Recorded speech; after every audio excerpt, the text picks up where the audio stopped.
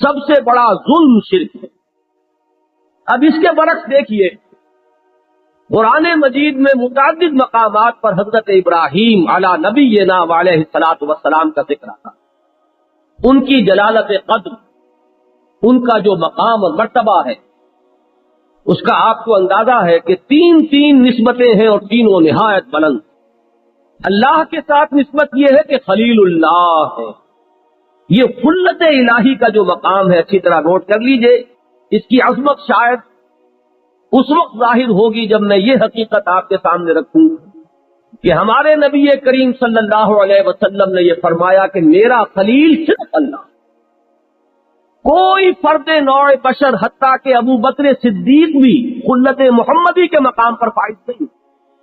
لو کنت متخذا خلیلا لاتخذت ابا بکر خلیلا، اگر میں کسی کو اپنا خلیل بناتا تو ابو بکر کو خلیل بناتا۔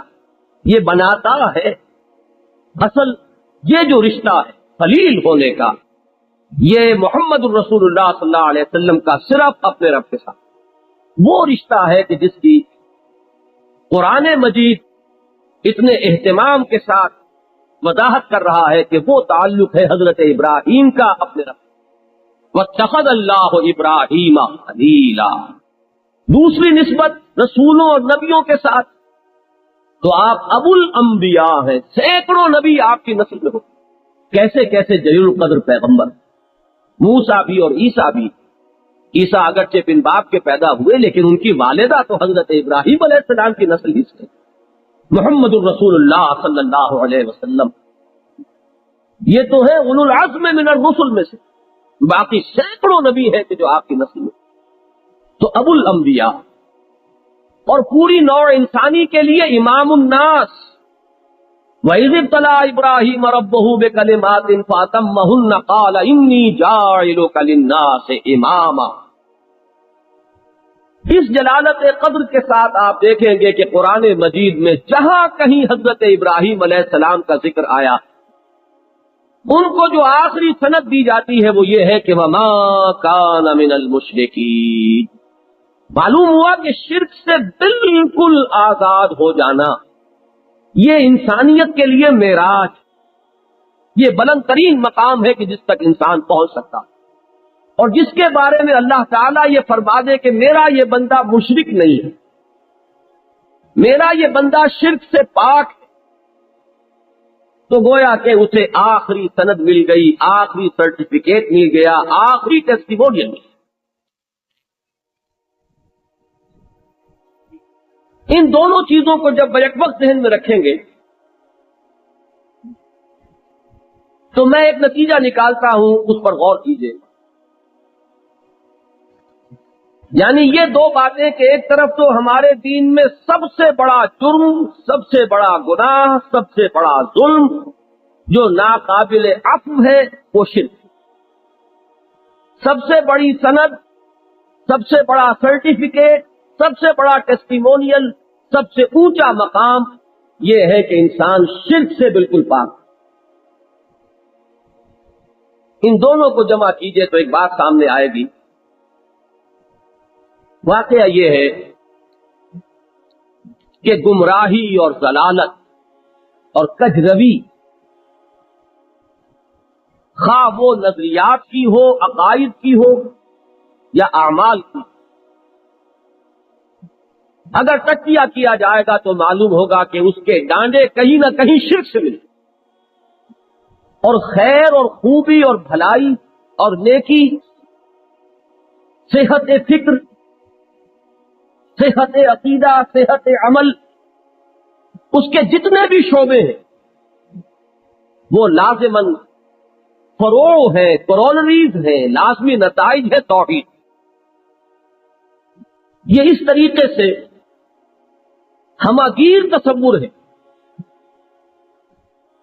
کہ شرک کی اقسام کو، اس کی برانچز کو، اس کی فروع کو اگر آپ دیکھیں گے تو معلوم ہوگا کہ یہ وہ شجرہ خبیثہ ہے کہ ہر بدی اور ہر گناہ اور ہر جرم اور ہر نظریہ یا خیال کی گمراہی جو ہے وہ اسی کی کسی نہ کسی شاخ کی حیثیت رکھتی ہے، اور ہر خیر اور ہر نیکی اور ہر بلائی وہ خیال کی ہو، نظریے کی ہو یا عمل کی ہو اس کا تعلق جو ہے اس شجرہ طیبہ سے ہے جس کے لیے تمثیل قرآن مجید میں آئی ہے کہ اصلھا ثابت و فرعھا فی السماء، اور وہ ہے شجرہ توحید۔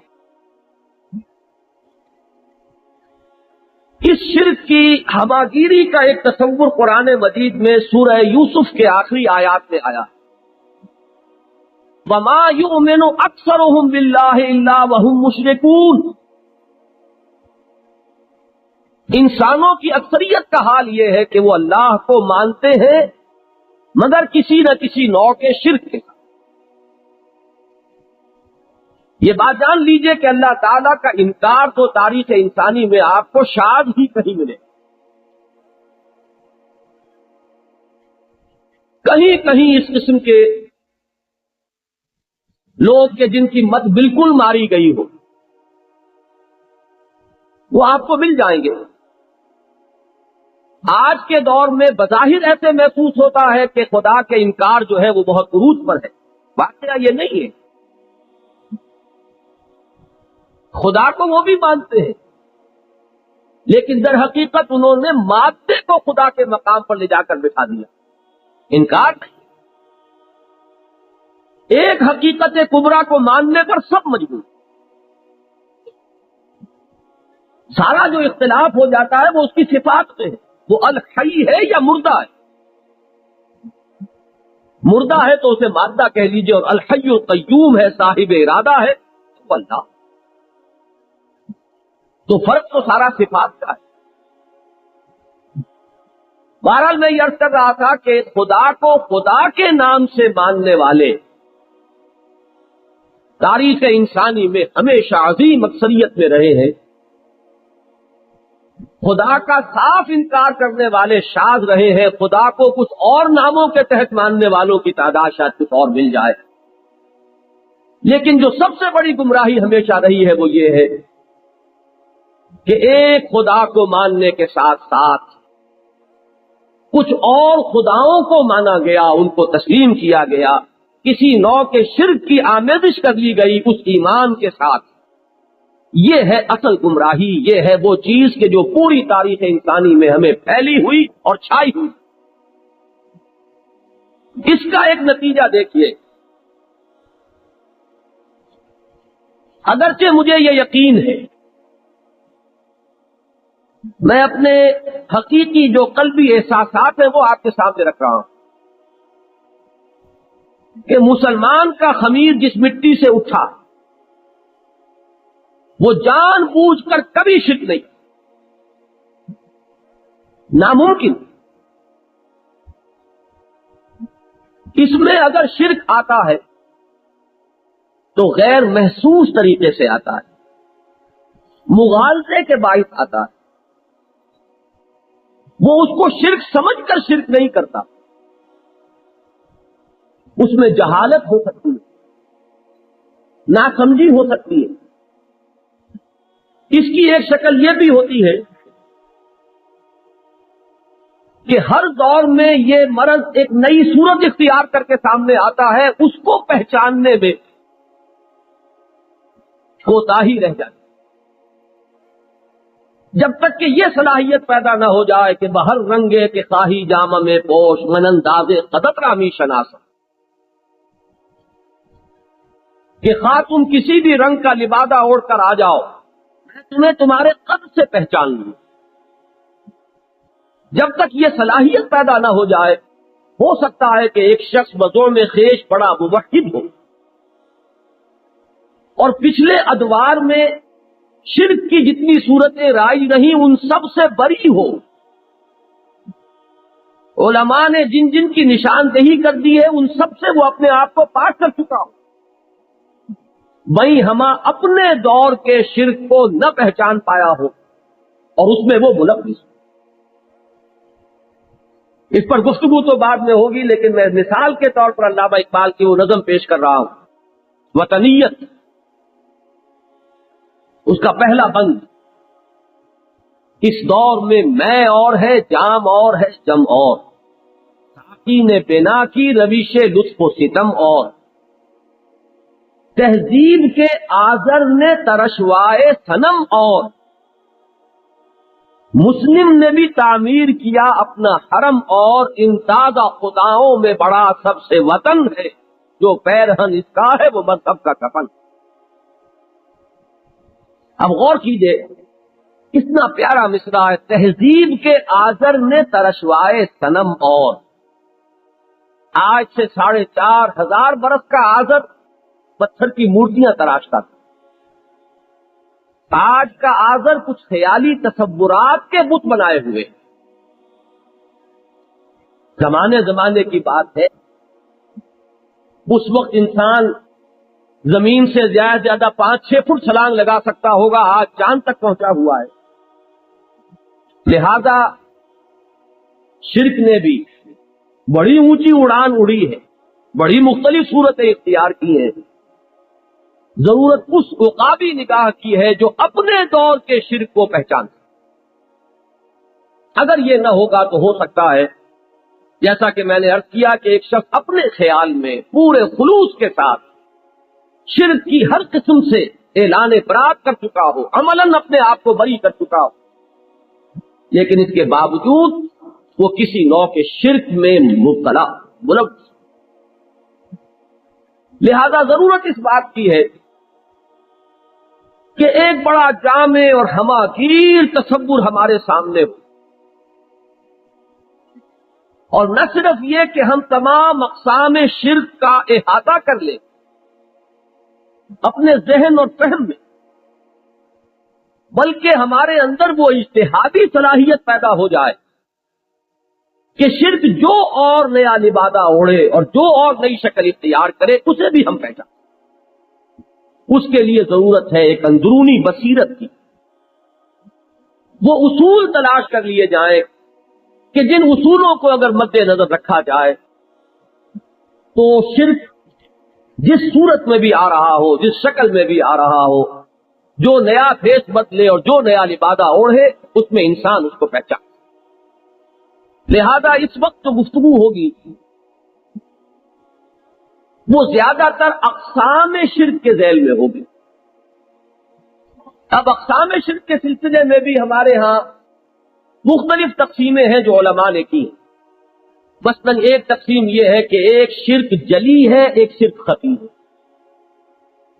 ایک تو نمایاں شرک ہے، کھلم کھلا شرک ہے، مثلاً ایک شخص بت کو سجدہ کر رہا ہے، اور ایک خفی شرک ہے کہ جس کا تجزیہ کر کے پتہ چلتا ہے کہ شرک ہو گیا، وہ نظر نہیں آتا، جس کی مثال جو ہے وہ یہ ہے کہ ایک شخص نماز پڑھ رہا ہے، اور یہ حضور کا فرمان ہے، لیکن جب وہ یہ دیکھتا ہے کہ کوئی مجھے دیکھ رہا ہے تو وہ اپنی نماز لمبی کر دے، سجدہ طویل کر دے۔ حضور نے فرمایا یہ شرک۔ اب بظاہر تو وہی نماز وہ پڑھ رہا ہے، وہی قیام ہے، وہی رکوع ہے، وہی سجود ہے، وہی سورہ فاتحہ اس نے پڑھی ہے، وہی سبحان ربی الاعلیٰ، سبحان ربی العظیم، کوئی اضافہ نہیں، سوائے اس کے کہ ذرا وقفہ جو ہے وہ بڑھ گیا ہے۔ اگر پہلے 10 سیکنڈ کا سجدہ ہو رہا تھا تو اب 15 سیکنڈ کا ہو گیا۔ لیکن تجزیہ کیجئے تو معلوم ہوگا کہ اس ایک سجدے کے 2 مسجود ہو گئے۔ 10 سیکنڈ کا سجدہ تو اللہ کے لیے تھا، لیکن بقیہ 5 سیکنڈ کا سجدہ جو ہے وہ اس شخص کے لیے ہے جسے وہ دکھا رہا ہے۔ اس ایک سجدے کے 2 مسجود ہو گئے، اور یہی شرک ہے۔ تو ایک ہے شرک جلی اور ایک ہے شرک خفی۔ ایک اور تقسیم اس اعتبار سے کی گئی ہے کہ ایک ہے شرک عقیدے کا اور ایک ہے شرک عمل۔ ایک شخص مانتا ہے معبودوں کو نام لے کر، ایک شخص وہ ہے کہ جو کسی معبود کو نام لے کر تو نہیں مان رہا، لیکن اگر تجزیہ کیا جائے تو معلوم ہوتا ہے کہ اس کے عمل میں شرک ہے۔ مثلا نفس پرستی شرک ہے کہ ایک طرف حکم ہے اللہ کا اور ایک طرف خواہش ہے اپنے نفس کی۔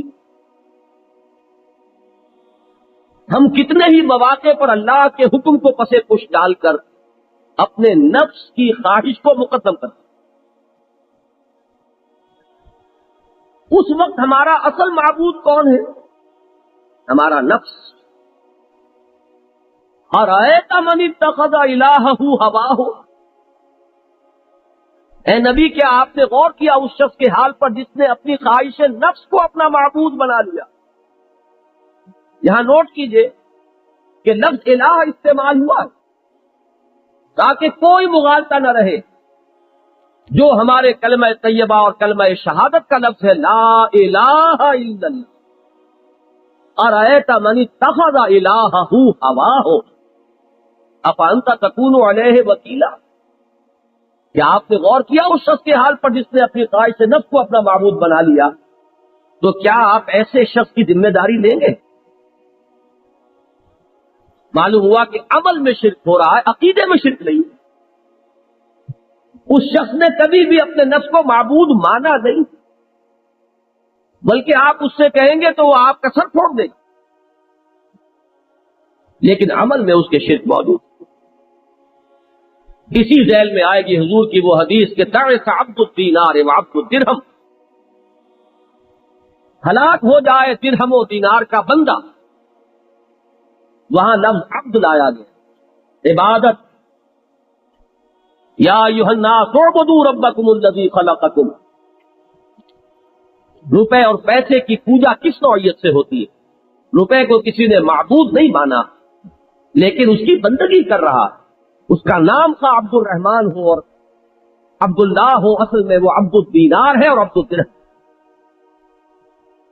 اب آپ غور کیجئے کہ ہم میں سے کتنے ہوں گے جو ان دونوں چیزوں کے اندر ملوث نہ ہو۔ اگر کوئی 70% اللہ کے احکام مان رہا ہے تو 30% میں کوتاہی۔ اب یہ کوتاہی آپ صرف ایک منفی قدر اس کو نہ سمجھیے، کمی ہے، کوتاہی ہے، نہیں، وہاں مثبت طور پر آپ کسی اور کی بندگی کر رہے ہیں۔ نفس کی بندگی ہو رہی ہے، پیسے کی بندگی ہو رہی ہے، شہرت کی پوجا ہو رہی ہے، اقتدار کی پوجا ہو رہی ہے۔ تو معلوم ہوا کہ ہماری زندگیوں میں یہ دونوں عبادتیں، دونوں پرستشیں، دونوں پوجائیں ساتھ ساتھ چل رہی ہیں۔ یہ شرک نہیں تو اور کیا ہے؟ یعنی وہ آیا مبارکہ جو میں بار بار سنایا کرتا ہوں، افتؤمنون ببعض الکتاب وتکفرون ببعض فما جزاء من يفعل ذلك منكم الا خزي في الحیاۃ الدنیا ویوم القیامۃ یردون الی اشد العذاب وما اللہ بغافل عما تعملون۔ تو کیا تم ہماری کتاب اور شریعت کے ایک حصے کو مانتے اور ایک کو نہیں مانتے؟ تو تم میں سے جو کوئی یہ جرم کرے گا اس کی سزا اس کے سوا اور کچھ نہیں ہے کہ اسے دنیا میں ذلیل و خوار کر دیا جائے اور آخرت میں اسے شدید ترین عذاب میں جھونک دیا جائے۔ اب یہ شدید ترین عذاب کے الفاظ جو اشد العذاب، اس پر غور کیجئے تو بات سمجھ میں آ جائے گی کہ یہ شرک ہے، یہ وہ جرم ہے کہ جس کے بارے میں اللہ نے فرما دیا کہ اس کی بخشش کا کوئی سوال نہیں۔ تو دو تقسیمیں میں نے آپ کے سامنے رکھی، شرک جلی، شرک خفی، شرک عقیدہ اور شرک عملی۔ امام ابن تیمیہ رحمۃ اللہ علیہ کا بڑا اونچا مقام ہے ان مباحث میں، ان کی اصطلاحات بھی آپ کو سنا دوں۔ شرک فی المعرفہ، اللہ کی پہچان میں شرک ہو گئے، اور شرک فی الطلب، ہمارے اس منتخب نصاب میں بحث آئے گی تفصیل کے ساتھ سورہ حج کے آخری رکوع کے ضمن میں، ضعف الطالب والمطلوب۔ ہر انسان کی زندگی کا آپ تجزیہ کریں گے تو آپ کو ملے گا کہ وہ کسی مقصود اور مطلوب کو معین کر کے دوڑ رہا ہے۔ مقصود اور مطلوب کے درجے میں توحید کا تقاضا یہ ہے کہ سوائے اللہ کے اور کوئی نہ ہو۔ یہ لا الہ الا اللہ جو ہے، اس اعتبار سے اس کا مفہوم ہے لا مقصود الا اللہ، لا مطلوب الا اللہ، لا محبوب الا اللہ۔ اگر مقصود اور مطلوب اور محبوب ہونے کے اعتبار سے کوئی اور اللہ کے برابر ہو گیا تو یہی تو شرک ہے۔ بتوں سے تجھ کو امیدیں، خدا سے نو امیدی، مجھے بتا تو صحیح اور کافری کیا ہے۔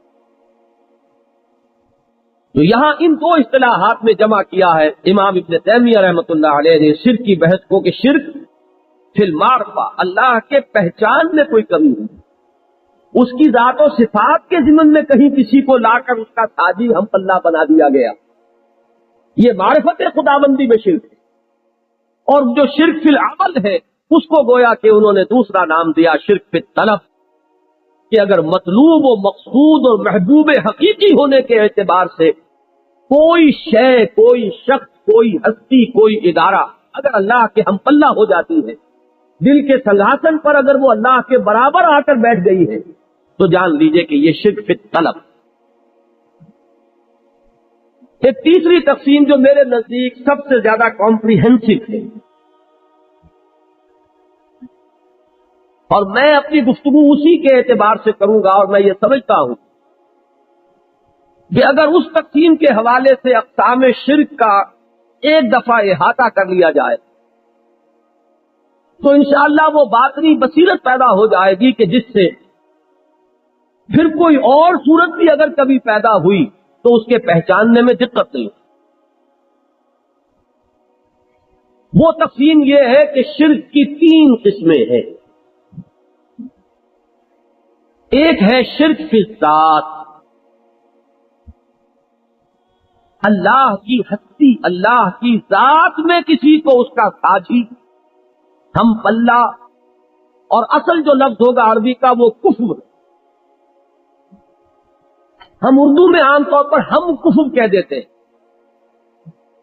یہ لفظ صحیح نہیں ہے، یہ ترکیب تو ہو گئی فارسی کی، کفر عربی کا لفظ، اور کفر میں ہم کفر جسے ہم کہتے ہیں وہ پورا مفہوم موجود ہے، برابر ہونا۔ یہ شادی کے معاملے میں یہ لفظ بہت استعمال ہوتا تھا، آج کل تو یہ چیزیں بہت حد تک ذہنوں سے اوجھل ہوتی جا رہی ہیں کہ شادی کفر میں ہونی چاہیے، یعنی برابری کے ہونا چاہیے معاملہ، وہ مختلف اعتبارات سے دیکھا جانا چاہیے تاکہ انمل بے جوڑ والی بات نہ ہو جائے، عدم موافقت نہ ہو، ماحول کچھ ایک جیسا ہی ہو جس میں لڑکا اور لڑکی پلے ہو، کچھ تقریباً ایک طرح کی سطح پر انہوں نے زندگی بسر کی ہو، اسی کی عادت ہو، کہیں بہت زیادہ فرق جو ہے وہ اس کے نباہ میں کہیں رکاوٹ نہ بنے، یہ معاملہ حکمت میں سے۔ تو اس لفظ کفر کو ذہن میں لائیے، کسی کو اللہ کا کفر بنا دے، یہ ہے شرک فی الذات، اور یہ بدترین شرک ہے، عریاں ترین شرک ہے، گھناؤنا ترین شرک ہے، جس پر اللہ تعالی کا غضب بہت لگتا ہے۔ دوسری قسم کا شرک ہے شرک فی الصفات، اللہ تعالی کی صفات میں کسی کو اس کے برابر کر دینا، مد مقابل بنا دینا، ساجھی قرار دے دینا، مثل بنا دینا، وہ جو آپ علماء کرام کی تقاریر میں سنتے ہوں گے، لا مثل لہ ولا مثال لہ ولا مثیل لہ ولا ضد لہ ولا ند لہ، یہ تمام الفاظ جو ہے یہ اسی اعتبار سے کہ شرک کے ہر شائبے کی نفی ہو جائے، ہر نوعیت کا انکار ہو، نہ کوئی اس کا کفر ہے، نہ کوئی اس کا مثل ہے، نہ کوئی اس کی مثال ہے، نہ کوئی اس کا ہم رتبہ ہے، نہ کوئی اس کا ہم پلہ ہے، نہ کوئی اس کا مد مقابل ہے، نہ کوئی اس کا ساجھی ہے۔ تو صفات میں برابر کر دینا کسی بھی پہلو سے یہ شرک کے صفات ہے۔ اور میں پیشگی طور پر یہ عرض کر دوں کہ یہ بڑا لطیف سا معاملہ ہے، اس میں ایک علمی مسئلہ انوالوڈ ہے، چند ایسی لطیف باتیں ہیں کہ اگر مد نظر نہ رہے تو بڑی آسانی سے انسان کا قدم جو ہے وہ توحید کی شاہراہ سے ہٹ کر شرک کے کسی راستے پر پڑ سکتا۔ اس میں مغالطہ بے شعوری طور پر، بلکہ میں آپ سے کہوں گا کہ خلوص کے ساتھ بھی ہو، ہوشدار کے رہ پر دمے تیز قدم والا معاملہ جو ہے وہ اس نوع کے شرک، جیسے کہ وہ کہا جاتا ہے پل صراط کے بارے میں کہ وہ بال سے زیادہ باریک اور تلوار کی دھار سے زیادہ تیز ہے، ایسا ہی معاملہ شرک فی الصفات کا ہے۔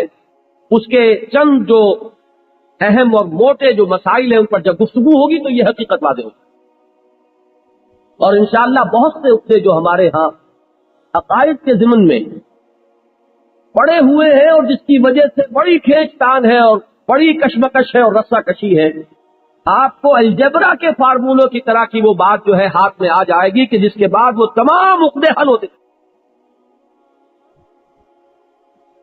تیسرا شرک ہے شرک فی الحقوق، اللہ کے حقوق میں اس کے ساتھ شرک کرنا، کسی کو اس کا ساجی یا اس کے برابر۔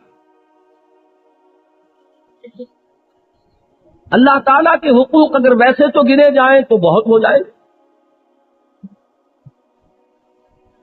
لیکن جیسے کہ ہم کہتے ہیں کہ ہاتھی کے پاؤں میں سب کا پاؤں، اسی طرح ایک لفظ ایسا بھی ہے کہ جس میں اللہ کے تمام حقوق جمع ہو جائیں، اور وہ لفظ عبادت، جو تمام انبیاء اور رسول کی دعوت کا مرکزی نقطہ رہا۔ یا ایھا الناس اعبدوا ربکم الذی خلقکم والذین من قبلکم لعلکم تتقون، یا قوم اعبدوا اللہ ما لکم من الہ غیرہ ان اعبدوا اللہ واطیعون۔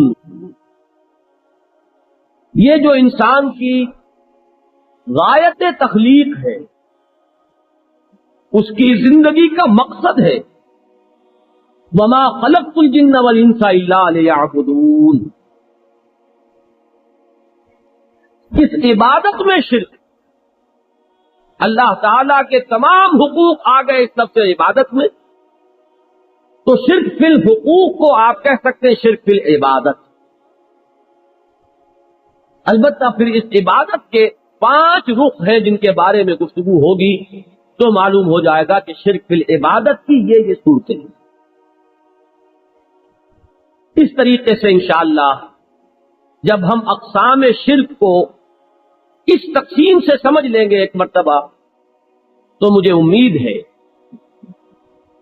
کہ نہ صرف یہ کہ اس وقت جو دنیا میں شرک ہے یا جو قدیم شرک پائے گئے ہیں ان کا فہم اور شعور حاصل ہو جائے گا، بلکہ جیسا کہ میں نے عرض کیا وہ بصیرت پیدا ہو جائے گی کہ جس کے نتیجے میں آئندہ بھی اگر یہ برس کسی اور صورت میں ظاہر ہو تو اس کو سمجھنے کی استعداد بھی پیدا۔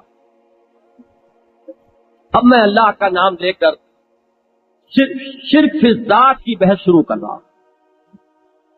جیسا کہ میں نے عرض کیا یہ بدترین، بریاں ترین، گھناؤنا ترین اور اللہ تعالی کے لیے مبغوض ترین شرک، اس شرک کی 2 صورتیں دنیا میں رائج رہی ہیں۔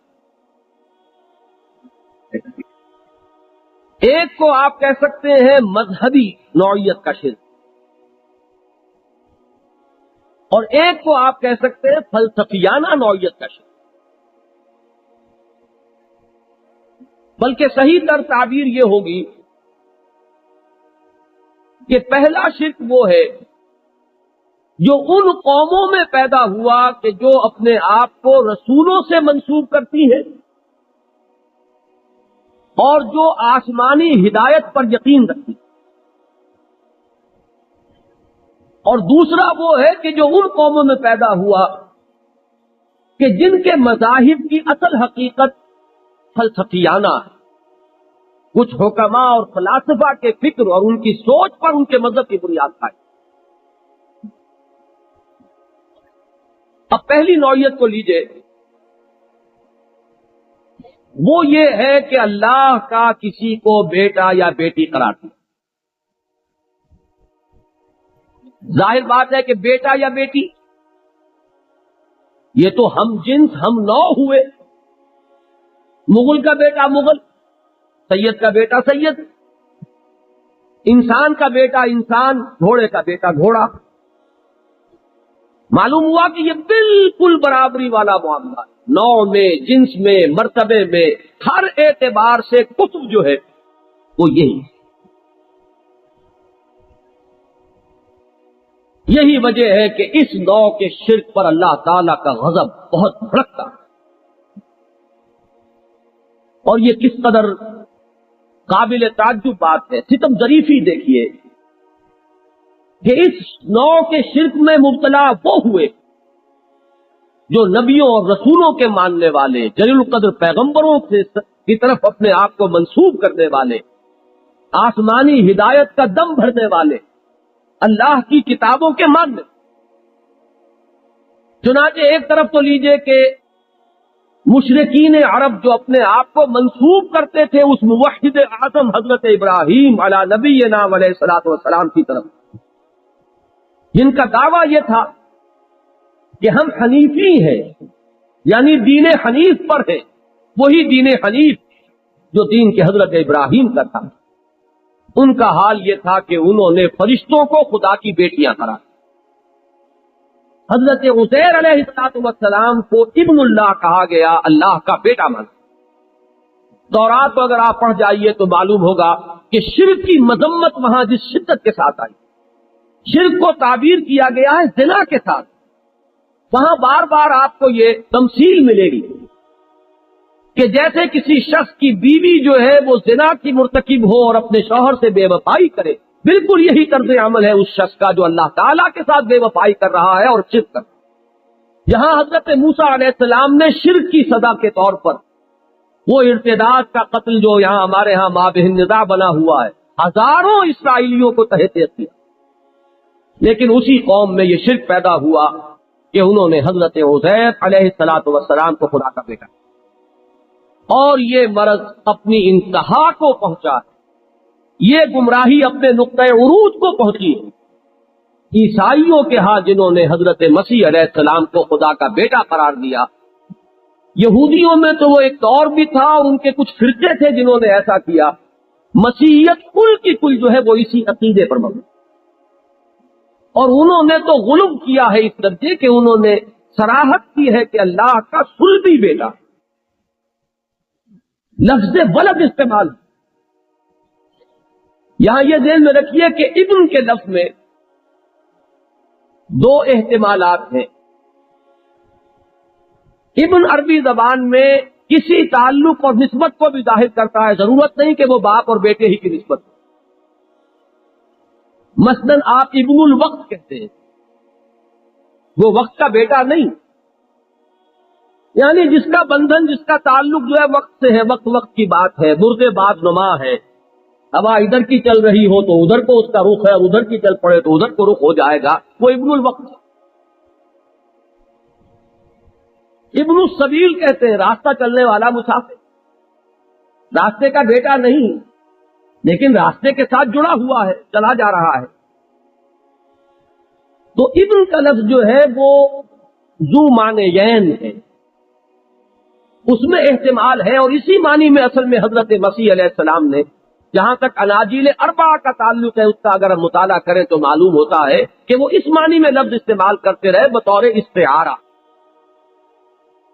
کہ جیسے ابھی میں نے بتایا کہ تورات میں آپ کو شرک کے لیے زنا کی تمثیل ملی، کہ جیسے بیوی جو ہے اپنے شوہر سے بے وفائی کرتی ہے زنا کا ارتکاب کر کے، اسی طرح ایک شخص اپنے رب سے بے وفائی کا مرتکب ہو رہا ہے شرک کر کے. اسی کے برعکس دیکھیے تو اس نسبت کو جو باپ اور بیٹے کے درمیان ہے کہ باپ پالتا ہے، پوستا ہے، پروان چڑھاتا ہے، پرورش کرتا ہے اپنے بیٹے کی، اسی معنی میں اللہ کو رب ہونے کی حیثیت سے آسمانی باپ اور انسانوں کو اس کے بیٹے قرار دیا. اس معنی میں حضرت مسیح اناجیل جو ہے موجودہ ان میں بھی آپ کو یہ نظر آئے گا کہ جہاں وہ میرا آسمانی باپ کہتے ہیں وہاں تمہارا آسمانی باپ بھی کہتے ہیں. یہ نہیں ہے کہ انہوں نے ایکسکلوسیولی اپنے ہی لیے لفظ استعمال کیا، بلکہ وہ تمام نوع انسانی کا آسمانی باپ استعارے کے طور پر آیا. لیکن یہ کہ انہوں نے آگے بڑھا کر اس عقیدے کو جہاں پہنچایا ہے وہ لفظ ولد ہے. ولد کے معنی اور کوئی نہیں. ولد جو ہے وہ تو پھر سلبی بیٹا ہے، سلبی بیٹی ہے. ولد کا لفظ دونوں کے لیے استعمال ہو جائے گا، اولاد میں بیٹے اور بیٹیاں دونوں آ جائیں. لیکن اس میں کوئی استعارے کا، کوئی اور تعلق کا معاملہ نہیں ہے. تو یہ جان لیجئے کہ یہ قرآن مجید نے عیسائیوں کے بارے میں تو دونوں باتیں کہیں کہ انہوں نے ابن اللہ بھی قرار دیا اور ولد اللہ بھی قرار دیا. اتخذ اللہ ولدا. لیکن یہودیوں کے بارے میں صرف ایک الزام قرآن نے لگایا ہے کہ انہوں نے حضرت عزیر علیہ الصلوۃ والسلام کو ابن اللہ. اور جو مشرکین عرب تھے ان کے بارے میں آتا ہے کہ انہوں نے فرشتوں کو خدا کی بیٹیاں کہا. اب آپ دیکھیے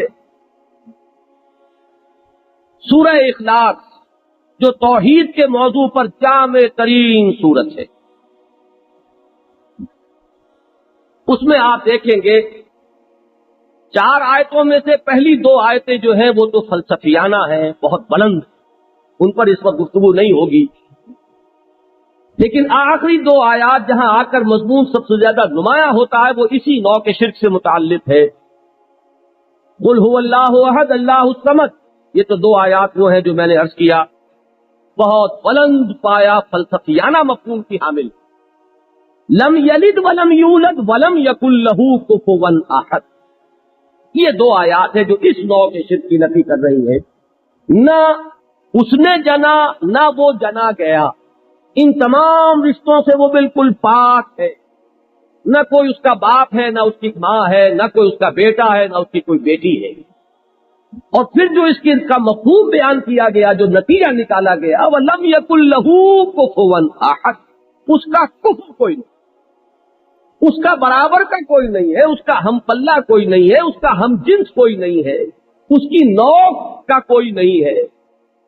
یہ اس اعتبار سے جو نفی ہو رہی ہے وہ سورہ بنی اسرائیل کی آخری آیت جو شرک پر بڑی جامع آیت، جس میں 4 اسلوب اختیار کیے گئے شرک کی نفی کے، اس میں سب سے پہلا یہی ہے وَقُلِ الْحَمْدُ لِلَّهِ الَّذِي لَمْ يَتَّخِذْ وَلَدًا وَلَمْ يَكُنْ لَهُ شَرِيكٌ فِي الْمُلْكِ وَلَمْ يَكُنْ لَهُ وَلِيٌّ مِّنَ الذُّلِّ وَكَبِّرْهُ تَكْبِيرًا. سورہ بنی اسرائیل کے فوراً بعد شروع ہوتی ہے سورہ کہف. دونوں یہ صورتیں جڑواں بھی ہیں اور حکمت قرآنی کے سب سے بڑے خزانے، اور قرآن مجید کے بالکل وقت میں ہیں بھی بالکل برابر. ایک کی آیات 111 اور ایک کی 110، اس کے رکوع بھی 12 اور اس کے رکوع بھی 12. سورہ کہف کے پہلے رکوع میں ذکر ہو رہا ہے وَيُنذِرَ الَّذِينَ قَالُوا اتَّخَذَ اللَّهُ وَلَدًا مَا لَهُم بِهِ مِنْ عِلْمٍ وَلَا لِآبَائِهِمْ كَبُرَتْ كَلِمَةً تَخْرُجُ مِنْ أَفْوَاهِهِمْ إِنْ يَقُولُونَ إِلَّا كَذِبًا. یہ قرآن اس لیے نازل کیا اپنے بندے پر صلی اللہ علیہ وسلم کہ وہ تنبیہ کر دیں، متنبہ فرما دیں، وارن کر دیں ان کو جنہوں نے یہ کہا کہ اللہ نے کسی کو بیٹا بنایا. ان کے پاس اس ضمن میں کوئی علم نہیں ہے، وہ جو کچھ اپنی زبان سے نکال رہے ہیں وہ جھوٹ ہے. یہ جو انداز ہے اللہ کے غیظ اور غضب کا، یہ اپنے پورے نقطۂ عروج کو پہنچ جاتا ہے اگلی صورت میں، وہ سورہ مریم کی. اس کے آخری رکوع میں یہ مضمون جو ہے اللہ کا غضب اس نوع کے شرک پر جس طرح بھڑکتا وہ اپنی انتہا کو پہنچا ہوا ہے. وَقَالُوا اتَّخَذَ الرَّحْمَٰنُ وَلَدًا لَقَدْ جِئْتُمْ شَيْئًا إِدًّا تَكَادُ السَّمَاوَاتُ يَتَفَطَّرْنَ مِنْهُ وَتَنشَقُّ الْأَرْضُ وَتَخِرُّ الْجِبَالُ هَدًّا أَن دَعَوْا لِلرَّحْمَٰنِ وَلَدًا وَمَا يَنبَغِي لِلرَّحْمَٰنِ أَن يَتَّخِذَ وَلَدًا. ذرا یہاں کا زور، ذرا سا بھی جو عبارت کے تیور کو پہچانتے ہو، لہجے کے فرق کو جانتے ہو، وہ سمجھ سکتے ہیں کہ یہاں اللہ کا غضب کس طرح بڑھتا. انہوں نے یہ کہا کہ رحمان نے کسی کو بیٹا بنایا ہے. تم ایک بڑی بھاری بات کر رہے ہو، تم بڑی جسارت کا معاملہ کر رہے ہو، بڑی ڈھٹائی کا معاملہ کر رہے ہو. یہ اس درجے کی جسارت اور ڈھٹائی ہے کہ آسمان پھٹ پڑنے کو ہے، زمین شک ہونے کو ہے، اور پہاڑ ایک دھماکے کے ساتھ گر پڑنے کو ہے کہ انہوں نے رحمان کے لیے بیٹا بن دیا. حالانکہ رحمان کے تو یہ شایان شان ہی نہیں ہے کہ وہ کسی کو بیٹا بن. یہ جو آخری ٹکڑا ہے یہ بہت قابل غور ہے. شایان شان نہ ہونے کی وجہ کیا ہے؟ بڑی سادہ سی بات ہے، لیکن پیش پا افتادہ حقائق جو ہوتے ہیں وہ بسا اوقات نگاہوں سے اوجھل ہو جاتے ہیں. یہ اولاد کی ضرورت اصل میں ہوتی ہے اس لیے کہ کوئی ہستی خود فانی، اگر آپ کا بقا جو ہے وہ انشورڈ ہو، آپ کو رہنا ہی رہنا ہے ہمیشہ، آپ کسی اولاد کی ضرورت ہے۔ یہ بقائے نو اور بقائے نسل کے لیے اولاد ہے۔ جو فانی ہے وہ یہ محسوس کرتا ہے کہ میری اولاد کی شکل میں میری ہستی کا ایک تسلسل برقرار رہے گا، اسی لیے تو روتے ہیں وہ جن کے اولاد نہیں، خاص طور پر اولاد نرینہ نہیں، کہ ہمارا نام مٹ جائے۔ یہی تانا تو دیا گیا تھا محمد رسول اللہ صلی اللہ علیہ وسلم کو کہ ان کی کوئی اولاد نرینہ نہیں، ان کا نام ختم ہو جائے گا۔ یہ تو ابتر ہے، جس کے جواب میں وہ سورہ مبارکہ اتری، اِنَّا أَعْطَيْنَاكَ الْكَوْثَرَ فَصَلِّ لِرَبِّكَ وَانْحَرْ إِنَّ شَانِئَكَ هُوَ الْأَبْتَرُ۔ تو اللہ تعالیٰ کو خود دائم ہے، قائم ہے، باقی ہے، الحی القیوم۔ ظاہر بات ہے کہ اس کے ساتھ تو تصور ہی کوئی نہیں ہو سکتا کہ اسے بھی کسی اولاد کی احتیاج ہو، اس لیے تو ضرورت اصل میں ہے ان کے لیے جو فی نفس ہی بذات ہی جو فانی ہے، انہیں ضرورت پڑا۔ وما ينبغي للرحمن ان يتخذ ولدا، رحمان کے تو یہ شایان شان ہی نہیں ہے کہ وہ کسی کو اپنا بیٹا۔ سورہ انعام کی بڑی پیاری آیت ہے، بدیع السماوات والارض انا یکون له ولد ولم تکن صاحبہ۔ بیٹا یا بیٹی مانو گے تو پہلے اس کے لیے کوئی بیوی مانو۔ عجیب بات یہ ہے کہ کوئی بھی بیوی ماننے کو تیار نہیں ہے، تو کیسے اس کی اولاد ہو جائے گی؟ وہ تو بدیع ہے۔ بدیع کے دونوں مفہوم یہاں ذہن میں رکھیے، ایک مبدع، اس میں فاعل سے اس میں یہ صفت بنا ہو فعیل کے بدن پر، یعنی کائنات کو ایکس نہیلو کریٹ کرنے والا، کہ عدم محض سے وجود بخشنے والا، وہ ہے وہ بدیع۔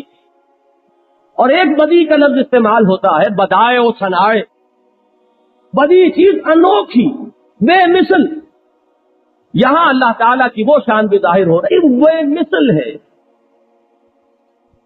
وہ بالکل انوکھا ہے اپنے ذات میں، اس کی کوئی بیوی نہیں، کوئی صاحبہ نہیں، اس کی اولاد کہاں سے ہو جائے گی؟ بدیع السماوات والارض انا یکون له ولد ولم تکن له صاحبہ۔ اس ضمن میں قرآن مجید نے مشرکین عرب کے ذکر میں کچھ لطیف طنز بھی کیے ہیں کہ عیسائیوں اور یہودیوں نے اللہ کو بیٹے دیے بدوں میں خیش، لیکن تم نے کمال کیا کہ الاٹ بھی کیے تو بیٹیاں کی۔ افاصفاکم ربکم بالبنین واتخذ من الملائکۃ اناثا انکم لتقولون قولا عظیما۔ یہ وہی سورہ بنی اسرائیل۔ یہ بڑی عجیب بات ہے کہ اللہ نے تمہیں تو ترجیح دے دی ہے کہ بیٹے تمہیں عطا کر دیے اور خود اپنے لیے اس سے بیٹیاں رکھی، تم بڑی بھاری بات اپنی زبان سے نکال۔ سورہ والنجم میں فرمایا الکم الذکر ولہ الانثی تلک اذا قسمۃ ضیزی، کیا تمہارے لیے بیٹے اور اس کے لیے بیٹیاں؟ یہ تقسیم تو بڑی ہی غیر منصفانہ ہے، تم نے اسے الاٹ بھی کی ہے تو بیٹیاں۔ یہی بات سورہ صافات کے اس آخری حصے میں جو انشاءاللہ کل ہم پڑھیں گے، اصطفی البنات علی البنین ما لکم کیف تحکمون، کیا اللہ نے بیٹوں کو چھوڑ کر اپنے لیے بیٹیاں اختیار کی؟ کیا بات کر رہے ہو، کچھ عقل سے۔ اقول قولی ھذا واستغفر اللہ لی ولکم ولسائر المسلمین والمسلمات۔